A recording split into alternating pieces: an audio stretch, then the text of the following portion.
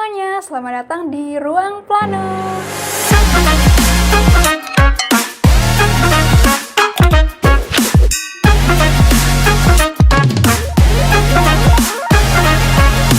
Halo kawan Plano, aku Kiki. Kali ini akan nemenin kalian di podcast Ruang Plano bareng guys kita malam ini ada Kak Safira Naira dari PWK Angkatan 2017 dan ada Kak Dinda Nabila Yasmin dari PWK Angkatan 2019. Halo Kak Fira, halo Kak Yasmin. Halo semuanya. Oke, kita langsung aja ya ke kontennya gitu. Jadi kita akan ngebahas tentang studio rancang kota, tapi ini lebih ke cerita pengalaman aja sih. Jadi untuk kawan plano, terutama yang belum atau akan menempuh mata kuliah studio rangkot ini, biar punya persiapan gitu Kak. Untuk nanti pas studio biar nggak kaget banget gitu. Nah, jadi di PWK ini studio rangkot ini ada di semester 5. Kalau di kakak dulu semester berapa Kak? 2017? Kalau di angkatan 2017 itu studio rancang kota ada di semester 7.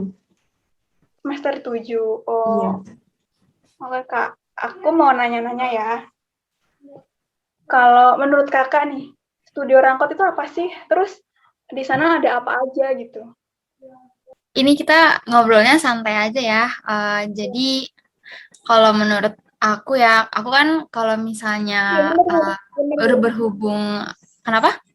Benar ya. Aku ulang ini ya, nanyanya ya, biar ntar gila ngomongnya enak gitu. Iya, iya. Aku mau nanya-nanya ya, kalau menurut Kak Yasmin, studio rangkot itu apa sih? Terus ada apa aja gitu setahu kakak? Jadi ini kita ngobrolnya santai aja ya. Kalau sepengalaman ini yang selama semester 5 aku jalanin gitu kan. Kita kan memang semester 5 ini kan belum full ya, belum full ngejalanin studio gitu. Jadi ya menurut aku studio studio Rancang Kota ini kita kayak gimana kita tuh mendesain satu kawasan itu baik lingkup pendidikan, kawasan apa kesehatan, kayak ngerancang rumah sakit gitu kan. Terus kita juga apa namanya di samping ngerancang rumah sakit itu kok kita nggak langsung bet gini kayak ini di sini gitu taruhnya ya enggak gitu. Jadi kita kayak penuh dengan pertimbangan dari berbagai aspek. Terus kita juga kayak ngelihat ngelihat peraturan yang ada gitu kayak standar-standar sendiri gitu kan.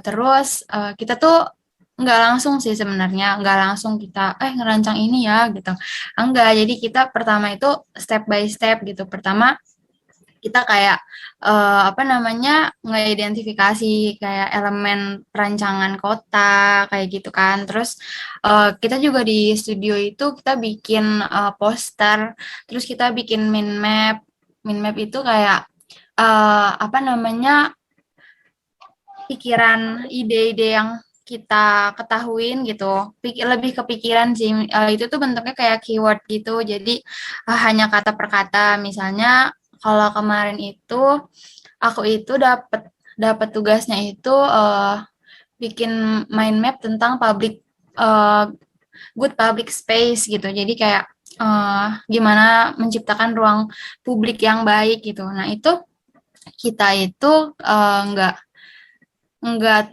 boleh terpaku, memang terpaku sama materi, cuman lebih kepada ada apa yang ada di pikiran kita gitu. Kayak kalau public itu kan good public space itu kayak kalau menurut aku dia itu ya harus menciptakan suasana yang nyaman gitu, yang apa namanya yang sehat. Terus itu tuh terdiri dari berbagai kegiatan, kegiatannya apa aja, ya, disebutin kegiatannya untuk bersantai segala macam gitu. Itu namanya mind map.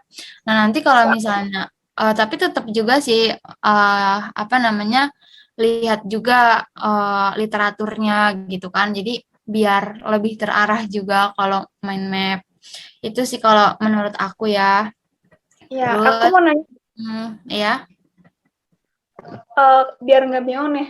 kawan Planon, kalau dengan di studio Rangkot itu gimana sistemnya itu, individu kah, kelompok kah, terus ada pembagiannya nggak? Maksudnya pembagian tuh kayak awal banget itu tugasnya apa, terus kedua apa, sampai ini ya menjelang UAS itu apa gitu. Gimana tuh sistemnya? Iya ya. Jadi memang sebenarnya itu kalau studio rancang kota ini dia bersifatnya individual. Cuman apa namanya? Kalau misalnya ada satu tugas yang memang dilaksanain secara berkelompok, itu tuh khusus untuk surveinya aja sih.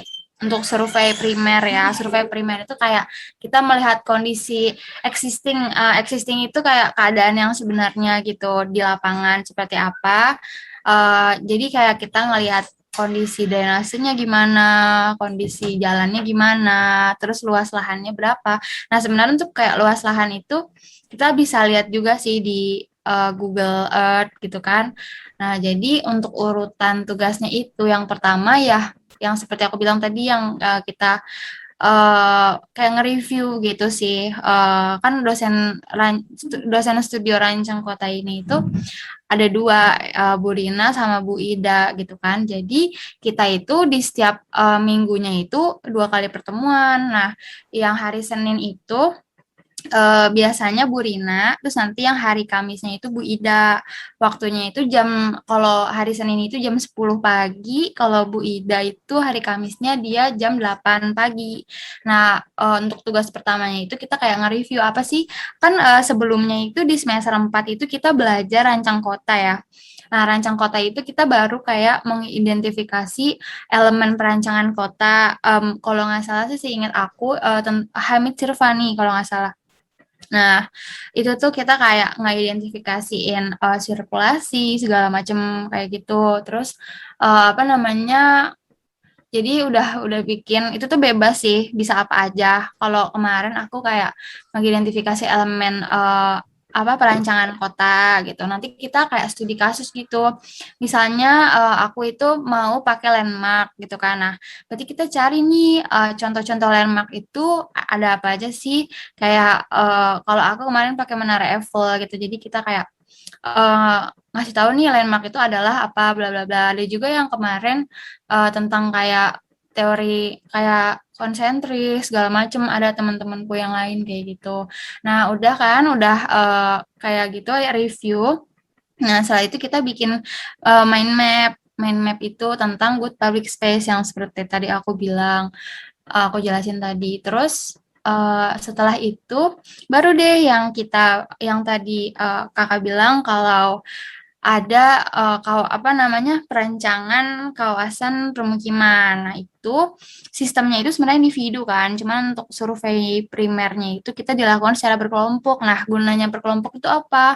Gunanya berkelompok itu jadi nanti kita itu nggak apa ya nggak susah gitu, nggak ribet untuk dan nggak keberatan gitu satu sama lain. Jadi kan kayak yang ini nyari nyari data ini, yang satu nyari data survei primer nih. Nanti yang karena kan kita online ya, jadi ada yang memang jauh, jadi mereka itu nyari data sekunder gitu. Nah kalau kita nyari data primernya gitu kan, kayak lebar jalan berapa, lebar drainase berapa, terus itu keterjangkauan dengan kawasan lainnya itu seperti apa, kayak dekatkah dengan aksesibilitasnya sih, kayak dekat sama jalan tol, terus dekat sama misalnya ada banyak pertokoan kayak gitu. Terus Jadi analisisnya sendiri ya, Bill? iya, tapi untuk proses analisisnya itu kita secara mandiri karena memang di satu kelompok ini isinya 5 orang, nah masing-masing orang itu beda-beda perancangannya. Jadi yang kalau kakak kebetulan itu dapat rumah susun kemarin. Nah, terus ada temanku juga yang dapat permukiman yang skala kecil, ada yang tinggi, ada yang menengah atau sedang gitu. Nah, di situ kita itu presentasi kan, yang untuk presentasi pertamanya itu kita berkelompok dulu karena untuk menunjukkan datanya kan. Nah, terus baru deh kita menganalisis banyak hal gitu kan. Nah, untuk patokan kita kemarin itu yang pakai Edward T. White sumbernya. Jadi ada per minggunya itu, jadi kita nggak langsung ya, kita tuh bertahap-bertahap. Iya, kita tuh bertahap-bertahap. Nah, terus itu tuh setiap minggunya ada kayak apa ya, revisian gitulah ya, semacam revisian. Terus habis itu nanti untuk minggu depannya nanti direvisi lagi kayak gitu. Itu tuh mengenai lokasi, terus ada ukuran tata wilayah, terus peraturannya gimana di sana, apakah di suatu kawasan yang kita ingin rancang itu menurut RDTR itu udah sesuai apa belum kawasannya, maksudnya misalnya kita mau bangun kawasan permukiman di daerah tersebut itu benar tidak itu kawasan permukiman kayak gitu. Jadi kita nggak asal milih wilayah ya, nggak mentang-mentang kayak, wah ini ada lapangan kosong nih, udahlah di sini aja gitu, nggak gitu kan. Terus ya gitu sih kalau menurut aku ya, karena aku kan baru menjalankan tahapan tugas itu. Kalau untuk kedepannya mungkin bisa tanya nih sama Kak Safira gitu yang lebih berpengalaman mungkin. Memang lebih berpengalaman sih dibanding kita semua gitu kan. Ya gitu Nah, sih. nah ini Kak, kan tadi kan kalau Kak Yasmin udah ngejelasin ya tentang studio itu apa gitu kan.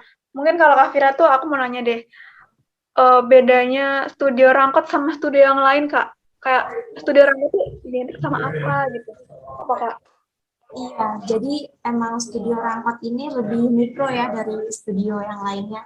Tapi untuk analisisnya juga nggak terbatas sama aspek-aspek tertentu aja.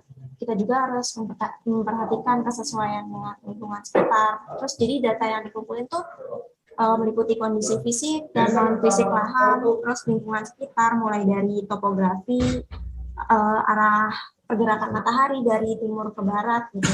Untuk menentukan masa bangunan juga.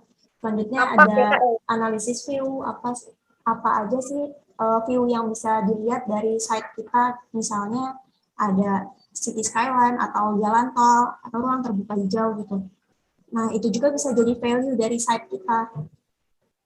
Kemudian kalau apa ya, aspek lainnya gitu, kayak analisis sirkulasi kendaraan, misalnya ada waktu kepadatannya tuh di jam berapa sih, atau dilalui 1 atau 2 jalur. Kemudian apakah itu cuma dilalui kendaraan pribadi atau ada angkutan umum juga, ada angkot atau bis. Nah, jadi kita bisa nentuin juga nih apa entrance sama gate exit untuk kawasan kita nanti. Itu juga tergantung proyeknya sih. Kalau kemarin itu aku kebagian untuk perencanaan kawasan komersil. Kebetulan itu aku dapat City Walk. Nah, di situ Itu tuh Kakak ini Kak, kamu nanya. Kalau misalkan kan kalau di 2019 itu ada 5 tugas Kak, mulai dari awal sampai kalau Kakak itu gimana? Kayak tugas 1, tugas 2, kayak tugas oh iya, kalau tugas 1 emang kalau tugas 1 emang kita pertama tuh cari benchmark gitu. Siapa sih tokoh dalam perancangan kota? Nah, dari situ untuk tugas 1 itu mengasah kita pola pikir kita untuk tokoh perancangan kota itu sudah sejauh apa sih kita jadi kebuka dari referensi-referensi tokoh tersebut. Untuk tugas keduanya, aku tugasnya untuk bikin mind mapping good public space. Jadi itu juga kan di kondisi pandemi ya. Jadi bisa kita kaitkan nih apa sih public space di masa pandemi yang sekarang tuh pada nyari ruang terbuka hijau untuk olahraga, jogging, kebutuhan sosial, tapi tetap ada spesial standar ya 1 meter ya untuk kita jaga jarak gitu. Untuk tugas 3-nya itu identifikasi koridor. Nah, itu juga karena kondisinya pandemi, kita cari koridor jalan yang di sekitar rumah kita.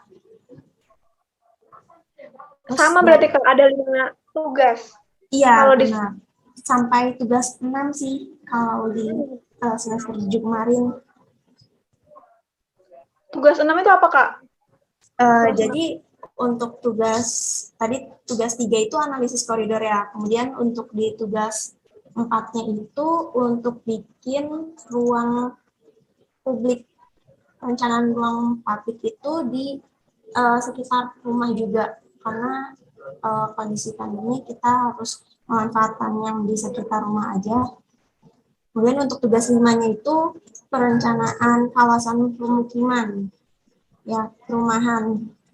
Untuk tugas 6-nya baru tuh perencanaan kawasan fungsional yang aku tadi sebutin. Aku dapatnya kawasan komersial, yaitu City Mall. Kak, rekomendasi dong Kak, kita 19 juga udah masuk ke tugas 5. Sekarang kita udah masuk tugas 5 menjelang UAS. Nah, tapi kita belum bagi kayak kawasan fungsional apa, kayak siapa yang dapat kawasan pendidikan, kesehatan, komersial itu belum sih Kak. Kalau kakak tadi apa Kak? Komersial ya? Iya, aku dapatnya City Walk. Kalau kemarin itu kita dibagi rata sih biar nggak sama semuanya. Ada kawasan pendidikan itu, terus kawasan olahraga ya. Sama apa Kak? Untuk kawasan komersil aja kita dibagi-bagi, ada yang ruko, ada yang shopping mall. Aku dapatnya City Walk, itu tuh udah beda-beda gitu. Padahal sama-sama kawasan komersil. Susah nggak Kak? Kawasan komersil susah nggak? Sebenarnya gimana? Apa ya? Kita tuh harus memperluas insight kita sih. Cari banyak-banyak referensi. Kalau bisa dari luar, ya dari luar gitu. Kalaupun di sekitar kita ada, kita coba dalamin lagi aja. Ya Kak. Terus ini dong Kak, cerita pengalaman tentang studio Rangkot yang Kak Fira tadi jelasin, kayak setelah pemilihan nih, setelah kebagian kebagian kawasannya. Nah terus tahap berikutnya ngapain Kak? Gitu. Terus kayak mungkin ceritanya nggak dari segi teknis aja, tapi non teknis gitu Kak. Kayak pengalaman Kakak dulu tuh, apakah sampai begadang, nggak tidur, gimana Kak? Iya, wajar sih. Apalagi software yang dipakai itu kan beda ya sama studio-studio sebelumnya juga. SketchUp udah main ya Kak di sini Kak? Iya, udah mulai dari perancangan di SketchUp-nya, kalaupun dari SketchUp-nya aja itu kan biasanya kita ngasih kaku ya. Kalau mau lebih halus lagi kita harus render dulu, bisa di V-Ray, Lumion, atau Enscape. Itu kuat-kuatin aja platformnya. Ini ya Kak, kayak kalau menurut aku studio rancang kota tuh kayak bener-bener ngerasa, oh PWK tuh kayak gini, ya nggak sih Kak? Kayak kan kalau awal-awal tuh PWK itu banyak kayak Kak tahapnya, kayak dari mungkin pas semester awal itu kayak masih ngerasa pelajarannya atau mata kuliahnya itu masih kayak di SMA, kayak ada kalkulus, masih ada fisika, terus masuk ke tahap berikutnya kita diasah untuk bisa analisis, terus bisa diasah untuk gimana caranya ngolah data, sampai akhirnya kita diajarin buat gimana sih ngedesain kota sesuai peraturan, ya nggak sih Kak? Iya, betul. Apalagi lebih mikro ya skalanya. Ya. Kalau Kak Yasmin gimana tuh pengalamannya kemarin? Apalagi kan baru kan kita, kelas 19. Suka dukanya gitu ya? Pengalamannya dulu, ntar suka dukanya nanti. Gimana? Kayak cerita pengalaman kayak kemarin, mulai dari ini sih, kan tadi kan beberapa udah kamu cerita nih tentang studio Rangkot. Mungkin yang sekarang nih, yang kemarin tugas 4. Nah itu gimana tuh? Oh, untuk tugas 4 kemarin itu kan kita yang merencanakan kawasan permukiman ya. Yang itu kan yang berkelompok untuk mengumpulkan data primer. Nah, sisanya itu kita dipakai untuk menganalisis secara individu gitu. Jadi kalau untuk data primernya itu kita kayak membutuhkan ini apa namanya kayak tentang jalannya, kondisi jalan, terus apa namanya di situ tuh di wilayah itu untuk kawasannya ini diperuntukkan sebagai apa. Kalau misalnya kita mau membangun kawasan permukiman itu, kita harus lihat dulu di peraturannya ini diperuntukkan untuk kawasan permukiman atau bukan gitu. Terus kalau misalnya kan kemarin kakak itu kebagiannya tipologi rumah susun ya.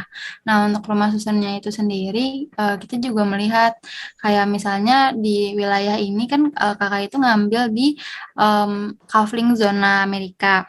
Itu tuh di dekat perumahan Malibu kalau nggak salah di dekat perumahan Malibu. Terus dengan luasnya ini 4,71 hektar. Jadi kalau misalnya dosennya sih nyuruhnya 5 hektar. Cuman katanya boleh kurang 10%, boleh lebih 10% katanya gitu. Terus nah kakak juga ngelihat kan kalau misalnya rumah susun nih kira-kira di wilayah ini tuh boleh apa enggak dibangun bangunan bertingkat lebih dari 2 lantai gitu. Nah, ternyata boleh. Jadi ya udah alhamdulillahnya pas banget kan kita milih di sana. Terus jadi setelah kita milih tipologi kayak gitu, nah kita analisis dulu. Benar tadi kata Kak Vira yang arah mata angin, arah matahari, terus ya arah matahari, terus angin, konturnya gimana, terus aliran airnya.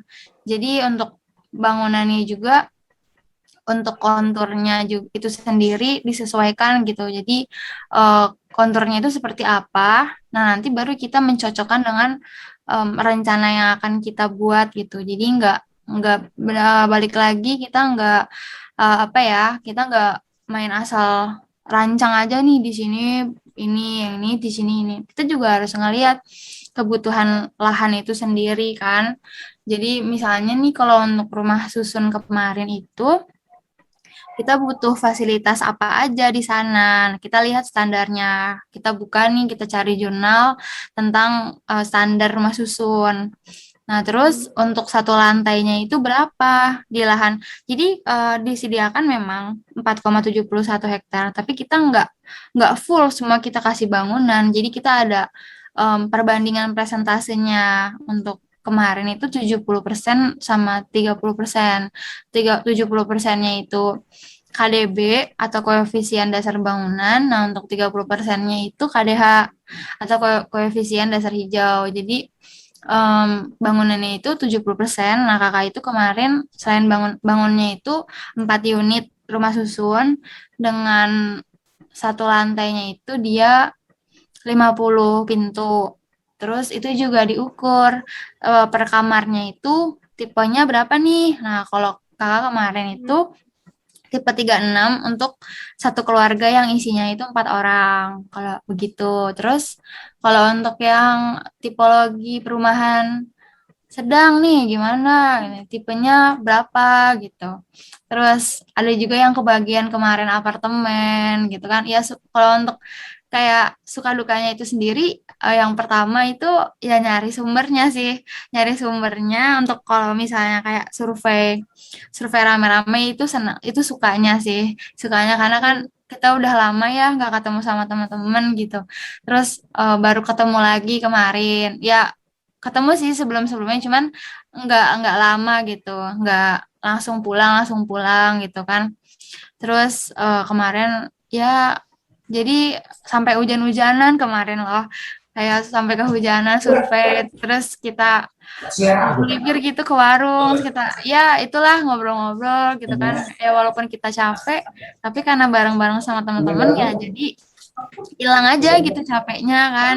Kalau untuk dukanya ya itu kita itu apa namanya nyari jurnalnya, nyari sumbernya itu yang lumayan harus muter-muter gitu ke Google. Jadi buka ini, terus nanti belum lagi ada yang oh iya ya yang ini belum dihitung nih, yang ruangan ininya kok udah main asal ke fasilitas sih itu lagi kita searching lagi gitu. Belum belum lagi kalau misalnya kayak koneksi internetnya terus deadline-nya udah mepet kayak udah panik gitu kan. Untungnya iya, kenapa? Mana kan 1 minggu 2 kali gitu kayak, ya nggak sih kayak Iya, ya Allah jadi kita kayak baru kejar-kejaran bisa gitu. Iya, kejar-kejaran kan. Mana di semester 5 tuh udah ada tugas yang kadang tuh ya dalam satu hari itu ada 2 deadline gitu kayak lu mikir nih jadi kita mikirnya itu bukan ke yang ngerjain yang ini dulu deh yang ini dulu gitu enggak jadi kita kayak ngelihat nih untuk studio hari ini tuh hari Senin ini dikumpulinnya jam berapa nah yang untuk tugas mata kuliah lain dikumpulin jam berapa jadi kita kayak bikin skala prioritas gitu loh untuk ngerjainnya juga terus kadang tuh ya kemana-mana tuh eh, suka beberapa kali kayak mikir, aduh studio belum nih, padahal lagi di mana gitu, tapi mikirnya malah ke studio gitu kan, padahal lagi jalan-jalan ke tempat lain gitu tuh studio studio studio gitu. di 4 SKS jadi kayak kita lebih memprioritaskan gitu daripada tugas yang lain ya. Tugas lain penting sih, cuman Iya, kayak itu ya pokoknya gitulah. Nah mungkin Abizar nih mau nanya nggak sama Kak Vira sama Kak Yasmin atau Ihsan? Mau nanya, kalau untuk tipsnya nih biar kalau studio rancang kotanya biar studio rancang kotanya biar lancar itu gimana ya Kak? Maksudnya kan kayak tadi kan kita kan ngedesain beberapa kawasan ya kan Kak, kayak kawasan komersil menggunakan SketchUp dan itu gimana ya Kak biar kita tuh apa ya kita tuh lancar gitu ngerjain tugasnya gitu. Mungkin ini sih kayak mungkin aku nanya dulu kayak sebenarnya software apa sih yang dipakai selain SketchUp ya kalau misalnya di Rangkot itu apa? Setelah itu mungkin ini ya ngejawab pertanyaan Kak Bizar. Gimana Kak Vira nih? Boleh nih. Aku Software apa aja? ada. Jadi untuk kontur itu waktu kuliah studio Rangkot aku pakai dari web 3D CAD Mapper ya namanya. Itu kita dapat free access, tapi untuk 1 hektar kalau nggak salah maksimal karena free access ya. Nah di situ tuh settingannya banyak kita mau ke format AutoCAD atau ke format SketchUp. Kalau nggak salah ke format Lumion juga udah bisa deh. Nah di situ kita udah bisa tuh lihat kontur dengan free access gitu dari web. Kemudian untuk ya lebih banyak di SketchUp sih. Selain di SketchUp, kalau mau diperhalus kita render juga ya di V-Ray atau kalau mau dicantik lagi di Lumion. Tapi Ya, kalau untuk buat side plan itu kakak pakai AutoCAD nggak Kak? Nah, kalau untuk bikin side plan itu aku langsung dari SketchUp sih biasanya. Sebenarnya ya bisa juga dari AutoCAD dulu terus ke SketchUp untuk ngembangin side plan itu. Nah, kalau untuk iya sih biasanya itu kendalanya kalau udah mepet deadline tapi rendernya belum selesai. Itu sih beratnya. Tapi untuk side plan juga bisa kita perhalus gitu, bisa bikin di Adobe Illustrator atau di Photoshop, di CorelDRAW. Itu juga grafis kalau bisa dikembangkan dari grafis itu bisa dibikin lebih timbul gitu. Jadi ala-ala 3D. Kakak biasa apa Kak? Nah, iya biasanya aku bikinnya di Adobe Illustrator sih. Beberapa side plan aku di Adobe Illustrator semua. Ini Kak, apa namanya, ngejawab pertanyaan Abizar tadi kayak gimana apa namanya biar studionya lancar, studio Rangkot ini biar lancar gitu Kak. Kalau menurut Kakak, tipsnya Kak? Biar lancar dikerjain.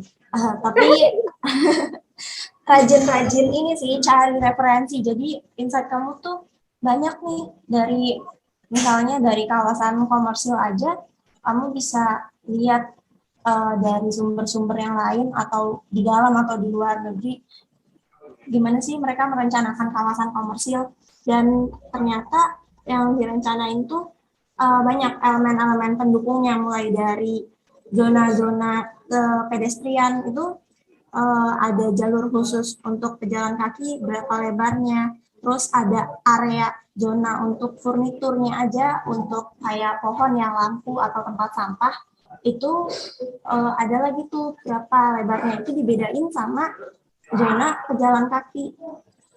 Kemudian ada zona juga zona curb zone kalau nggak salah itu untuk masukin air ya, mencegah air masuk ke jalur pedestrian itu. Jadi untuk skala jalur pedestrian aja sebenarnya rinci banget, banyak ada desain guide-nya gitu. Itu kalau rajin dicari dari sumber-sumber yang lain, itu bisa nambah pengetahuan kita banget nih untuk kuliah studio rancang kota. Jadi untuk rencana-rencana yang mikro itu banyak banget kok acuan-acuan yang bisa dipakai. Jadi ini ya Kak, kayak persiapannya biar lancar yang pastinya udah pasti banget banyakin baca, banyakin referensi, terus mungkin Betul banget. dari semester awal nih udah kayak nyoba-nyoba main SketchUp biar nanti nggak kaku, atau nggak cuma SketchUp sih, kayak AI, Adobe Illustrator, apa namanya lagi? Ya kayak yang apa namanya AutoCAD, nyobain aja, ntar biar pas udah apa namanya waktunya buat rangkot tuh udah nggak kaku lagi. Soalnya jujur Kak, bingung banget sih awalnya kalau pas kita sebelumnya nggak punya basic design, terus tiba-tiba suruh ngedownload laptop, terus tugas-tugas yang lain, bikin set plan, bikin apa, pasti bingung banget. Terus ada apa namanya teman-teman nih yang awal-awal banget tuh masih ngadilin Canva Kak. Apalagi pas tugas 1 tuh kayak bikin min mapping itu masih bisa kita main di Canva. Tapi kalau udah lebih ke desain itu kayaknya kita harus banget ya Kak. Iya. Bisa. Betul. Pasti kaget ya. Nanti cari tools di Canva yang bisa ngedukung site plan-nya biar lebih bagus gimana. Iya, kalau bisa explore aja dari sekarang. Coba-coba aja lah minimal. Oke. Terus kalau Ihsan tadi mau nanya apa tuh? Alhamdulillah udah mulai kebayang Kak. Tadi mau nanya sama kayak Bidar. Kaget juga sih Kak, mulai desainnya itu. Iya. Benar-benar udah harus nyiapin banget ya kayak desainnya kayak. Iya betul. Seru kok. Tapi ini sih kayak kan kalau Kak Vira itu dia di semester 7. Kalau angkatan 2019 di semester 3. Jadi kayak pengalaman desain kita itu belum terlalu banyak gitu bisa dibilang. Jadi kaget banget gitu. Apalagi kalau pas mungkin kita pas semester awal tuh udah sering denger mereka tuh ini loh nanti tuh bikin tugasnya di SketchUp loh, meskipun nggak sedetail RC gitu. Tapi kan kita kan kadang ini ya, kalau belum butuh belum belajar gitu. Jadi ya udah semester awal santai-santai aja, senang-senang aja gitu. Tapi emang ini sih yang kalian harus tahu, kayak kadang apa namanya kita belajar sesuatu itu sesuai kebutuhan. Karena kadang kalau misalkan belajar sesuai kebutuhan bisa maksimal. Kayak misal nih, dulu semester 1 aku tahu sebenarnya kalau PWK udah mulai main di SketchUp. Tapi apa namanya enggak juga kayak tiba-tiba belajar langsung, enggak. Jadi ya cuma tahu doang, tapi pas udah semester 5 suruh ngedownload gitu-gitu, mulai nyicil, mulai kayak apa namanya mempelajari, apalagi udah dikasih tugas, mau nggak mau kita harus benar-benar belajar. Dan ya alhamdulillah ya lancar-lancar aja gitu. Jadi kalian nggak usah takut juga sih, pasti nanti bisa gitu. Ya gitu. Jangan takut ya. Misalkan nih kan setiap individu kan dia kan fokusnya kan bidangnya kan beda-beda gitu Pak. Misalkan kayak Abizar nih dia tuh pengen fokus di bidang perancangan, apakah yang harus dikuasai itu atau di bidang desain atau di bidang lain juga harus dikuasai Kak? Menurut Kakak gimana? Iya, kalau untuk studio rancang kota itu basic design itu edit value nilai tambah kita sih. Jadi dari nyusun prinsip rancangan atau desain yang merespon kondisi lahan itu dengan pendekatan kita. Nah, untuk desain gimana cara kita mengimplementasikan prinsip rancangan itu jadi sesuatu yang terlihat menarik gitu, visual yang menarik. Nah, kalau punya basic design di bagian itu akan lebih mudah gitu mempresentasikan itu. Karena kan studio rancang kota aja 1 minggu 2 kali. Setiap pertemuan kita presentasi itu juga bakal mengasah skill kita sih. Walaupun mepet deadline, pasti ada yang berkembang. Nah, iya. Terus ini Kak, mungkin ini sih Kak sedikit nambahin. Cuman kalau Kakak tadi kan secara visual harus menarik gitu kan. Nah, tapi tuh pas awal studio banget nih, dosen tuh ngasih tahu gini. Jadi secara desain atau visual tuh sebenarnya nggak harus bagus banget gitu. Tapi minimal desain kalian itu sesuai dengan perancangan kawasan atau dokumen rencana atau peraturan suatu wilayah. Nanti bakalan ini ya Kak, bakalan apa namanya? Awalnya kita mulai menyesuaikan kayak pertama kita ngikutin peraturan dulu, kesana-kesananya tiba-tiba kita udah mulai kayak ngebagusin desain kita gitu. Jadi tenang aja sih, awal-awal nggak harus bagus banget gitu, enggak sih, yang penting sesuai peraturan aja, ya nggak Kak? Iya benar, nggak semuanya instan sih. Emang kita acuannya tetap ke peraturan-peraturan itu kok. Pasti yang dilihat pertama berapa sih KDB, KDH gitu untuk nentuin lahan itu. Berarti nggak pure di estetika gitu ya Kak? Nggak harus estetika banget itu, nggak pure banget di estetika, ya Kak? Enggak kok, tadi aku kan bilangnya itu edit value ya, nilai tambah sebenarnya. Nilai tambah. Ya Kak. Ada lagi Kalau nggak? ya kalau menurut Kak Dinda Nabila Yasmin gimana terkait pertanyaan yang tadi Kak? Coba diulang, Zar, punten. Ya Kak, jadi basic skill seperti mendesain itu di bidang PWK apakah harus dikuasai atau enggak Kak? Kayak gitu katanya. Kalau menurut aku sih perlu ya, perlu. Cuman untuk desain itu sendiri, ya benar sih tadi kata Kak Kiki ya, itu tuh sebenarnya nggak perlu untuk kayak harus bagus sekali gitu, harus estetik banget gitu. Yang penting adalah tetap sesuai dengan peraturan yang ada gitu. Baik dalam kesesuaian misalnya jalannya ukurannya sekian, untuk yang kolektor primer sekian, untuk jalan lingkungannya ini berapa meter gitu. Yang penting masih sesuai. Dan untuk belajar desain itu sendiri, terutama SketchUp itu memang pada awalnya itu terlihat sulit gitu kan. Kita yang orang awam yang nggak pernah megang software itu sama sekali, itu pasti bakal ngerasa kayak, wow ini kayaknya susah banget deh. Ini bingung nih gimana ya caranya gitu. Sebenarnya itu ada yang namanya 3D warehouse. Jadi kita nggak perlu lagi, misalnya kita mau bikin gedung gitu ya. Kita tuh bisa bikin langsung tempel gitu. Jadi gambarnya kita download, terus kita ekspor, kita impor ke ini, maksudnya kita masukin ke SketchUp-nya. Nah, itu udah jadi gedungnya gitu. Tapi kalau misalnya memang kamu ingin manual, bikin gedung manual, ya itu bisa juga. Cuman kalau untuk misalnya nih ada yang benar-benar kayak mepet banget dan dia tuh belum belajar sama sekali gitu SketchUp. Nah, itu bisa pakai cara itu gitu. Tapi kalau misalnya yang emang udah latihan dari semester-semester sebelumnya bikin manual juga, ya lebih bagus sih, karena itu kan hasil benar-benar hasil desain kita sendiri kan. Kalau kayak gedung itu kan kita bisa ngambil dari 3D, cuman itu hasil desain orang lain gitu. Nah, terus tadi apa? Yang keduanya pertanyaannya?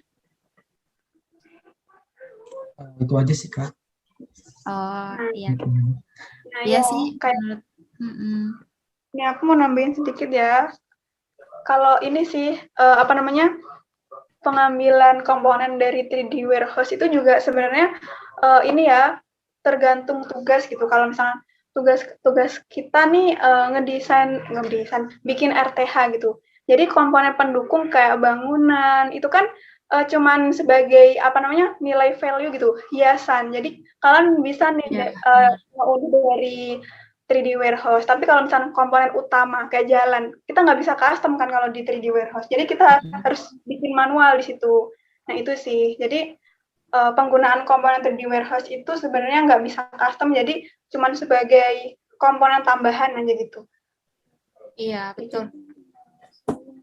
Misalnya kayak mau masukin tanaman gitu atau pohon. Nah, itu kita bisa ngambil dari 3D warehouse gitu. Terus kalau misalnya kita mau ngambil bangku taman gitu misalnya. Nah, itu kita bisa ambil, tapi untuk yang ukuran-ukuran itu sendiri, ya benar kata Kak Kiki, jalan, terus kita bikin pedestrian, ya pedestrian itu nggak bisa pakai 3D warehouse, jadi harus benar-benar kita ukur, terus drainase juga kita bikin sendiri, misalnya lebarnya 2 meter atau semeter atau berapa gitu, itu kita ukur sendiri, ada alatnya, alat pengukurannya, T-tools dari SketchUp itu sendiri. Terus juga izin menambahkan ya Kak Kiki, jadi kalau misalnya apa namanya dalam mendesain atau dalam kuliah ini tuh peran teman itu sangat membantu sih. Peran teman itu sangat membantu karena memang pengalaman pribadi. Jadi kita itu zooman untuk belajar SketchUp. Untuk belajar SketchUp gitu kan. Jadi orang-orang yang nggak bisa, jangan takut, jangan ngerasa sendirian gitu. Ada teman-teman kalian. Nah, bagi teman-teman yang bisa gitu, misalnya dalam satu kelas itu ada yang udah belajar nih, misalnya kayak Abizar atau Ihsan gitu yang bisa SketchUp, tolong dibantu gitu untuk teman-temannya kayak diajarin gitu atau kayak minimal dikasihlah link rekomendasi gitu yang biasa kalian tonton itu di YouTube apa gitu buat teman-teman juga gitu. Jadi kita kayak saling bantunya itu lewat seperti itu gitu kan. Karena kan kalau misalnya udah masuk ke analisis itu kita kemungkinan besar kita nggak akan sempet gitu kayak saling bantu satu sama lain karena kan memang topiknya itu berbeda kan setiap orang gitu. Jadi ya kita mungkin bisa membantu sesama teman dengan cara seperti itu. Kalau menurut aku sih kayak gitu ya. Kak, mau nanya juga nih Kak, tapi di luar desain sekarang Kak. Tadi kan Boleh, kalau boleh. misalnya dari pembahasan, saya itu tergambarnya ini studio rancang kota kayak benar-benar rancang kawasan baru kan kayak. Nah, kalau semisal ada nggak sih Kak, apa dari rancang kota ini nggak mesti kepada rancang kawasan baru, tapi juga menyikapi keadaan yang saat ini terjadi, misalkan kayak tata kotanya masih kurang rapi, kawasannya. Betul tidak Kak? Apa harus kebanyakan rancang baru Kak? Sebenarnya kalau di PUK ini kita bisa kayak merancang ulang atau kita kayak merancang kawasan yang baru gitu. Jadi tergantung situasi dan kondisinya sih kotanya. Kalau misalnya memang benar-benar tidak memungkinkan kayak misalnya di daerah tersebut itu benar-benar kayak bencana alamnya tuh besar banget gitu kan. Nah, kita mungkin bisa pindah ke tempat yang lain atau kalau misalnya di satu wilayah itu bencana alamnya dia nggak terlalu misalnya kayak banjir gitu ya. Banjir itu kan karena ulahnya manusia. Nah, jadi itu bisa kita ini apa namanya kita buat perancangan agar kawasan tersebut itu nggak banjir lagi gitu. Nah, itu kemarin pengalaman juga itu dikerjakan di semester 4 studi proses. Nah, jadi itu tuh kita kayak bikin perancangan gimana caranya kawasan ini tuh nggak banjir. Kita kemarin bikin biopori, kita bikin sumur resapan air, kayak gitu. Itu bisa bisa diperbaiki di satu kawasan. Jadi nggak perlu dipindahkan gitu. Maksudnya nggak perlu kita pindahkan terus kita rancang di kawasan yang baru gitu. Kalau misalnya yang ada bencana besar yang memang nggak memungkinkan kita buat tetap atau kita melakukan kayak recovery atau pembangunan ulang gitu, itu bisa kita pindahkan gitu ke tempat yang lain yang lebih apa ya, yang tidak mengalami bencana gitu. Misalnya itu Mendukung. seperti itu. Nah, aku Oke mau Kak, ini ya. berarti Kenapa tuh? Lanjut. Berarti tidak harus rancang baru ya, kayak, tapi juga bisa jadi tata ulang kembali sebenarnya ke Iya, kawasan yang udah ada. iya, Oke Kak, terima kasih Kak. iya, sama-sama. Oh iya, jadi sedikit nambahin ya. Jadi tuh Kak, kan proses untuk merancang itu kan ada tahapnya sendiri ya. Mulai awal tahap pertama itu kita mengidentifikasi dulu kawasan tersebut. Setelah mengidentifikasi Kak, pasti kan nemu potensi sama masalah kan. Nah, dari masalah itu dikembangkan gitu. Setelah identifikasi selesai, ada yang namanya analisis tapak.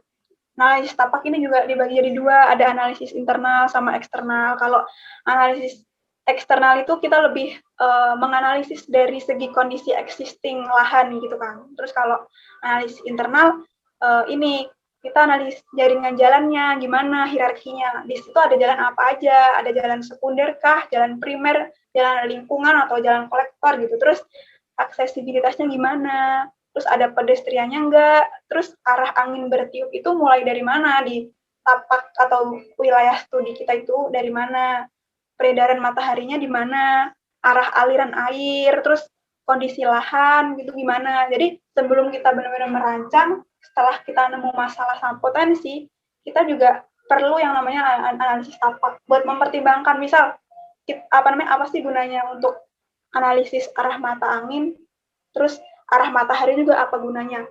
Ya kan kalau kita ngebangun suatu bangunan atau perumahan, kita kan perlu mempertimbangkan kalau misalkan matahari terbit dari timur, kita nggak mungkin dong arah rumah kita atau bangunan kita menghadap ke timur.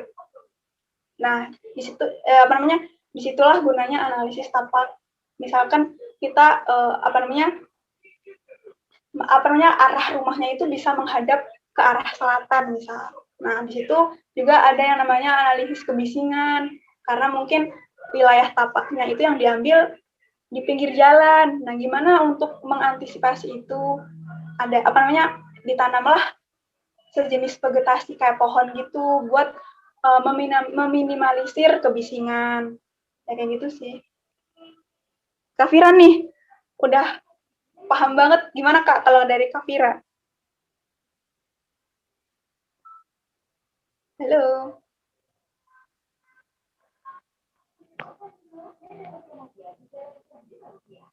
Kamera kayaknya ini deh, nggak kondusif.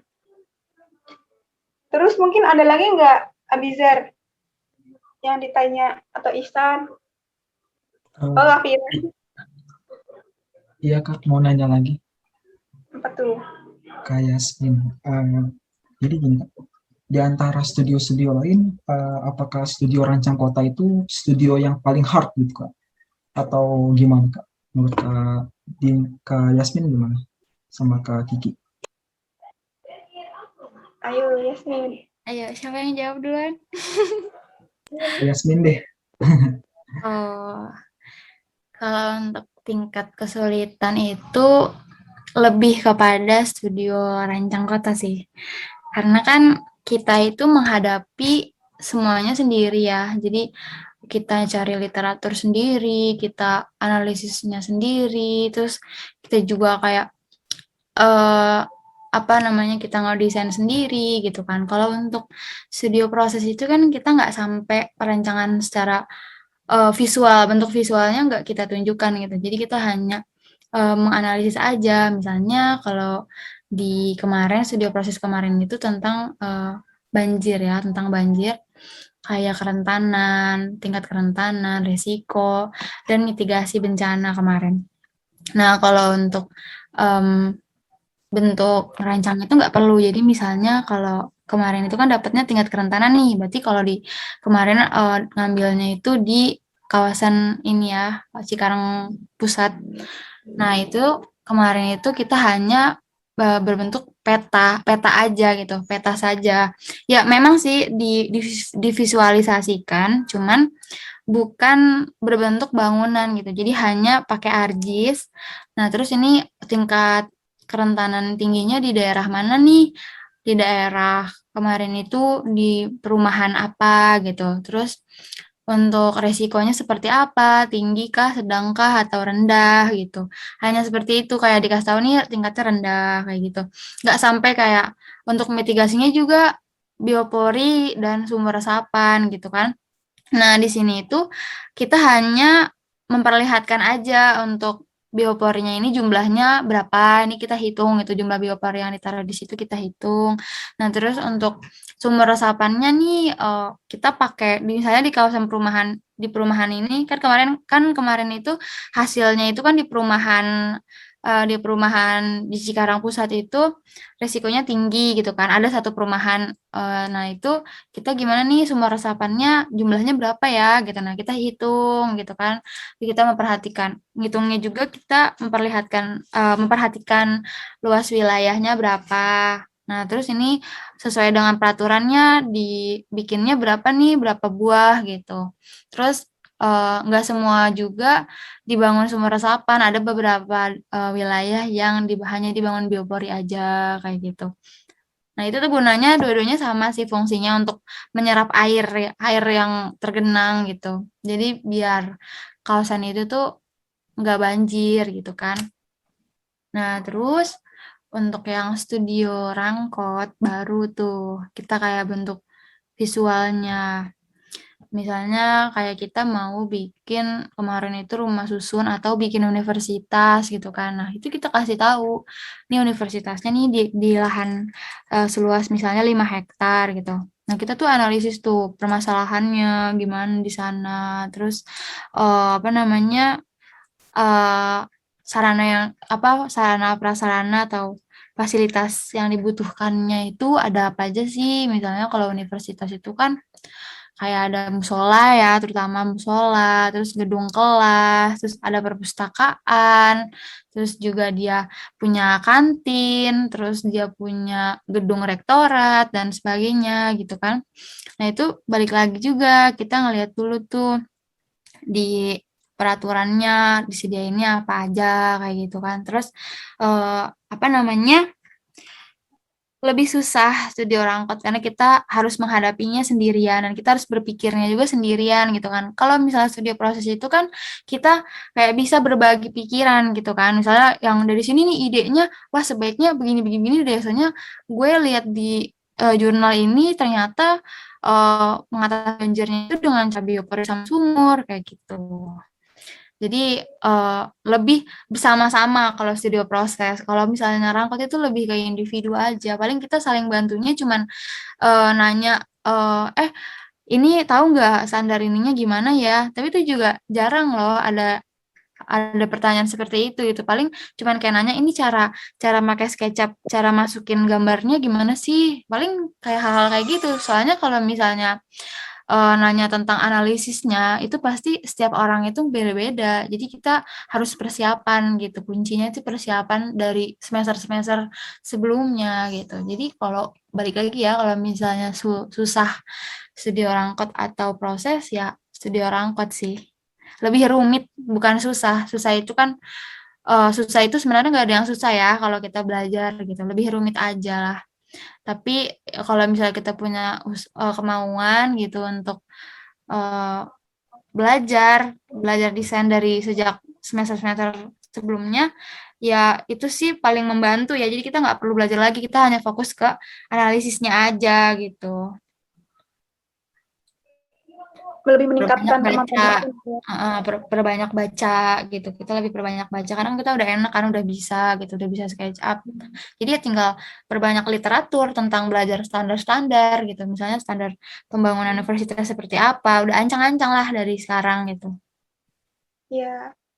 Nah, tadi ya apa namanya ngelanjutin pertanyaan Abizar, jawaban pertanyaan Abizar. Tadi kan kamu nanya ini nggak sih kayak bener nggak sih kalau studio rangkot itu sulit?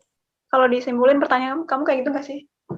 Iya Kak, maksudnya lebih tingkat levelnya itu lebih hard mana daripada studio yang lain gitu.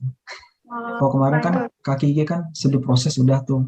Nah kalau dibandingin sama studio rancang kota ini tingkat kesulitannya seberapa jauh gitu kan? Nah mungkin karena kan kita masih semester 5 ya. Dari 5 studio kita masih 2 studio yang kita udah lewatin gitu. Jadi mungkin yang bisa ngejawab maksimal Kak Vira sih, yang udah melalui 5 studio. Ayo Kak, gimana Kak? Betul banget. Menurut Kak Vira, Rangkot itu berapa? Berada di level berapa? 1 sampai 10 Kak.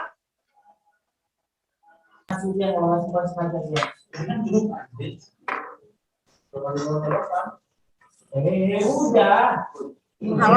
Di Indonesia itu perwakilan tuh Pajajaran tuh nggak masuk ya. Maaf banget, ini udah berisik banget. Mungkin Kak Kiki aja deh. Dari Kak Kiki, karena Kak Vira kan berisik. Ya. Nah, kalau menurut aku, kan karena masih ngelewatin 2 studio, jadi aku masih bisa, jawaban aku cuman ini ya, ngebandingin dari studio proses. Karena kan aku belum ngelalui studio-studio yang lain gitu. Menurut aku lebih sulit Rangkot sih. Kalau dinilai 1 sampai 10 itu ada di nomor 7 menurut aku. 7 atau 8. Karena ya itu